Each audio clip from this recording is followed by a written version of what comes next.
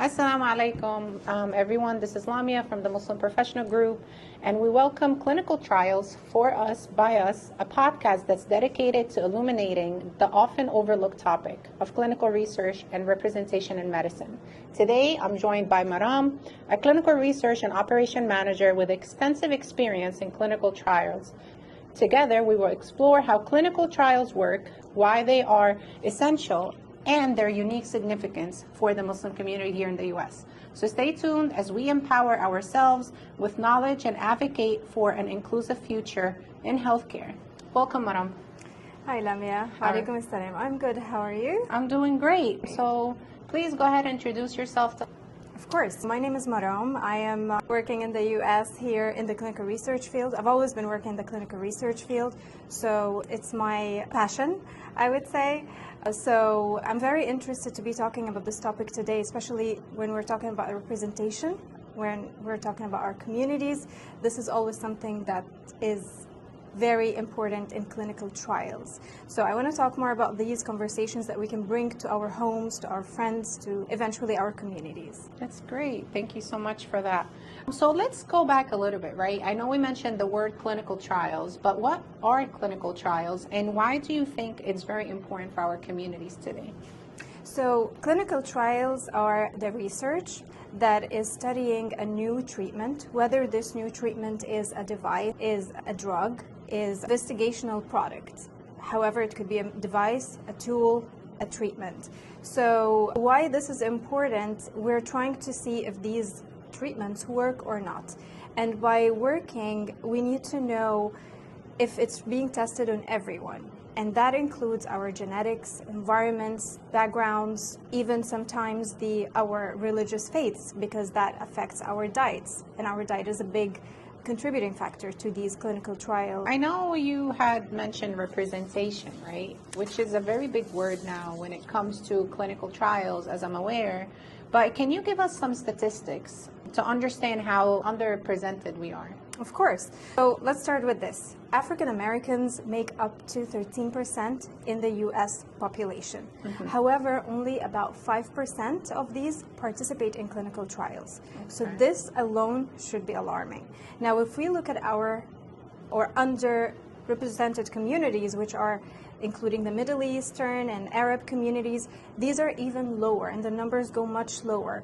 So we're often labeled actually as others. So we're not even in a certain identified race or ethnicity that can be a significant contributing percent in the clinical trials. So this is a huge problem. Now, why is this a problem is that for our health and the outcomes of those trials, if we're not taking a part of it, it's not representing us. Mm-hmm. So that's why now the FDA actually is mandating the diversity and inclusion of the populations and underrepresented communities in the clinical trials. Great. So you had mentioned there's 13% of African American, only 5% are participating. Out of that ratio, what is the expectation or what are the requirements of the FDA out of the 13% that should participate? Well, there isn't an exact requirement, but we're seeking equity. We're trying to be more representative. Mm-hmm. All of the populations, all of the backgrounds and ethnicities need to be included. So now the FDA is requiring a diversity inclusion plan from every pharmaceutical company when they are actually submitting a new clinical trial for their treatments. So without that, the drug may not be approved, or it may be delayed, so that eventually affects our health or our health system. Right. Because instead of having fast, innovative treatments, we're going to have a lot of delay in this, or maybe inaccurate. That makes a lot of sense, especially when you're trying to create a drug to help. It depends what the drug is for. You want to make sure that everyone is really presented. Right. That's great. Very good points here.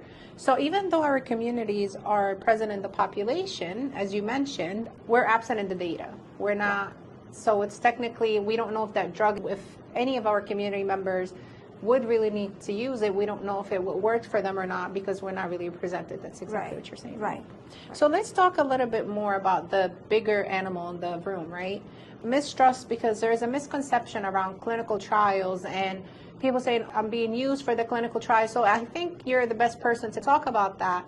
to assure everyone, how does clinical trial work? Why is it really important for our people to actually participate in these clinical trials, and what's the benefit out of it? Absolutely, and this is really the core of the conversation. Right. So the hesitation here is valid, and the fears are valid. But if someone says, why should I put myself in clinical trials, right? What is it for me? What is it for the community? What would you say? And I understand a lot of the things that we should be doing, we shouldn't really think of what is it for me, but you have to also understand in entirety what we're doing, right? So what would you really say back to them? I would say representation saves lives. So I'll give you two examples. Let's say we are studying a diabetes medication. Mm-hmm. South Asian communities are known to have a predisposition to insulin resistance. Okay. So if no South Asians are taking a part of these studies, this might not be dosed correctly as an outcome of this trial, or it might cause them more side effects. Another example is Somali refugees. They are known to have a deficiency in vitamin D. Okay. So this can impact immune response in some of their treatments. So that again would affect their, if they don't participate, it's going to affect how they respond to those medications. So that's why if trials ignore those communities from taking part of the study, they will not be responding to them the way they should. So that's why representation really saves lives. And when you participate in a trial, it's like saying, test it on me so that it works on me. So I like that, test it on me so it works on me. That's really great to hear. And I'm glad you actually brought up some of these examples to make sure and we let the community know that if we're not presented, we don't know if it will work. Right. Well, thank you for letting me know and enlightening me on these as well. So that's really a very important point that you had mentioned, that we are present but we're not presented in the data.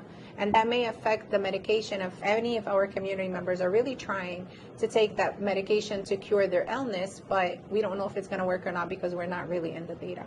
So I'm glad you mentioned that. However, as you may be aware, with our communities, right, there is a lot of mistrust or I would say lack of understanding or knowledge behind clinical trials. And I think you're the great person to talk about that and assure them why clinical trials are important and what is the benefit for them. Right. And this is really the core of our conversation here. So this hesitation is valid. This fear is really valid because we have a deep memory of harm that was, for example, from the Tuskegee experiment, unethical sterilizations that were done in the past. All of these stories are real, but they were what were eye-opening for all of the countries across the world, which are like the US, Japan, Europe, to put global guidelines for those clinical trials. And they have to be reviewed by institutional review boards, approved accordingly. There are multiple inspections and audits across the clinical trial to make sure that they are maintaining the safety of the patients or the participants of the trial and the integrity of the data. So these now are saving the rights of the patients that are participating. The other point is we have a lot of phases of the clinical trial. Okay. Now we have preclinical, which are done in the labs, on animals, and all of it to collect the preclinical data. And once we make sure that this new treatment or device can be tested now on humans without major side effects or unwanted outcomes, then they start with phases 1 and 2 and 3 and then 4 to market and post-market this new treatment. So where do we start participating is in this clinical phase, which is after we're actually sure that we are giving a safe dose for the human being we're dealing with to be able to study now how is this treating the cause or the disease or whatever that this is being intended for. So this is number one. Number two, now we have an informed consent form. Okay. And this is a very important document that really saves all the rights of the subject that is participating in the clinical trial. It tells them exactly what they're signing up for. It's completely voluntarily. It is in their own language. There are sometimes they're offered interpreters to understand what is in this document, and they sign it. Their health provider signs it. It's completely clear, and they can walk away anytime. Mm-hmm. It's not like if you sign up for a clinical trial, you're stuck.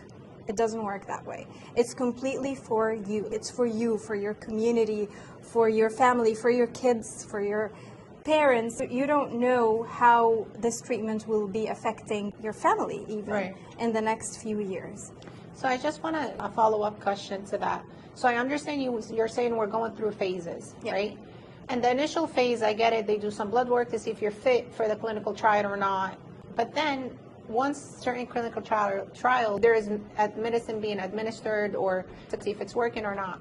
So how do you know what ratio or what dose it's appropriate and it's safe for as humans, right? I know there are probably different factors when you're doing it for animals to humans. So how do you determine that since you're still trying the medication or you're still trying what you're working on? Right. So in these phases, like I said, the preclinical and before it goes to the humans, that's when they're testing all of the safety, I would say safety profile of that new treatment. So all the pharmaceutical companies that contribute they have like a statistical team, they have the scientists team, they evaluate those doses that will start with the clinical phase coming up afterwards. So accordingly, this starts in a very careful manner. Clinical trials, actually, they recruit healthy volunteers. It's not always the people who have the sickness that we start right away testing the products on, but we also need some healthy participants to make sure that maybe we're trying to find the correct or the accurate dose for the weight, for certain criteria that can be measured, and it can be measured on a healthy volunteer. That's how we collect those data. I see what you're saying. Actually, it's an eye-opening to even for myself to learn more, and I'm in healthcare as well. Being in that part of clinical research is very important. So another question to that, how can we help normalize this conversation, right? I understand we're discussing it today, and the goal from this session is so we can have different series or follow-up questions for our community members, for anyone who's trying to understand more about the clinical trial phases and how it works. But how can we normalize these conversations within our communities or masajids, schools, Islamic schools, or even others, right? How can we do that?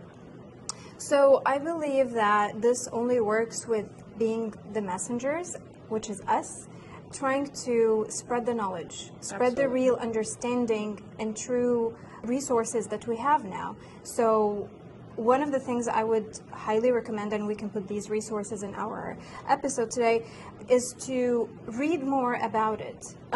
There is the clinicaltrials.gov. I'll put the link there, but you can explore there what are the clinical trials, what are them that are available that you can actually participate in. You can talk to your physician about it.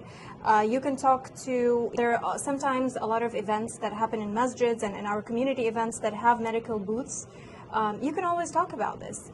But also, you want to normalize the conversation of talking about it with your family, with your friends, asking questions, right? We will not know about the facts and about the rights that we have and all of these aspects without really asking questions and hearing more about it. Absolutely. So I also hear from that just being open. So the main thing is just being open to listen to the topic like anything else. So even though these clinical trials, a lot of the medications that are out, they had to be tested prior to being given even Tylenol, right? The simple thing that you take when you're having a headache or what's not, right? So all those have gone much more. So before we close, what are some of the important clinical trials that if you can actually talk about them that you're working on and you feel that you're missing some representation? I would say there is. All. This is a common challenge in recruitment of the participants in a clinical trial is trying to talk to the providers of the hospitals, of trying to diversify their population. First of all, we have, for every clinical trial, we have, like you said, the eligibility criteria. So when we have a patient come in or a healthy volunteer, and whether the doctor is suggesting for them a clinical trial that would help their case, or they're offering to participate, there are a list of eligibility criteria that has to be met first. If they meet all this criteria without any testing, if the doctor thinks you may be fitting, then they will start talking about the informed consent, and then they can go through the eligibility criteria testing and then move on with the trial. So a few things also that I want to mention is that most of the people don't know that they don't need insurance to join or to take a part of those clinical trials. They don't need to be citizens. In a lot of studies, they don't need that. They don't need legal status. Sometimes they don't need to know English. They just need to be as raw as they can be. It doesn't require anything from them, because actually we are the ones who need them. We need their data. Absolutely. Because we want to represent this community. We want to represent how this drug will work for them, and accordingly it will fit all. So it's this approach of fitting all. So you're trying to make sure that every part of the clinical trial is being tested. And just to repeat what you're saying, that you want everyone, as we discussed the word representation, right? So you're trying to make sure that everyone is presented regardless of what background, ethnicities, or we're talking about Arab bases, whatever, all over, North American, African American, everyone to be presented into these clinical trials. So if they want to get some more information, where can they get? I understand you're going to be posting some of the links online, and you had mentioned one at the website, clinicaltrials.gov. How can they reach out to you? Let's say will you want to be open to something like that? If they really want to get more information about clinical trials, should we just leave them an email or something? Absolutely. I can totally leave my email, or we can also open it up for questions. We can address this in another episode. I would really love to address all of those fears, all of those questions, all of those maybe misunderstandings or hesitation when it comes to participating in a clinical trial. Because sometimes you're more comfortable with what you know rather than what you don't know. Absolutely. And this is really the challenge when you have a conversation with someone, and if there is an already treatment that's in the market, but maybe there is a better one that's being tested, a lot of people or a lot of patients would rather go with what they know than with what they don't know. Right. Except that it really probably, why it's tested is that it has less side effects, it has more success rate, it has all of those benefits for them. That's great. Well, before we close, of course, what is one message you really want to leave to your listeners today? I want to say, represent your community. Don't be afraid. Ask questions. Ask your provider how you can take a part of this, how you can benefit from this, because think of this as a free resource for you. When you are participating in such trials, you're not only giving or serving a favor, but you are thinking of your kids, of generations after you. You're thinking of your whole community being represented in this diverse community that we're living in here, even if we just think of the US, but we're actually thinking on a global level. This is a conversation on a global level. So just be there. Well, of course, I want to really thank you so much for taking the time to bring such an important topic to be discussed to our community. And to everyone who's listening, please go ahead and check the website that Maram has mentioned, clinicaltrials.gov.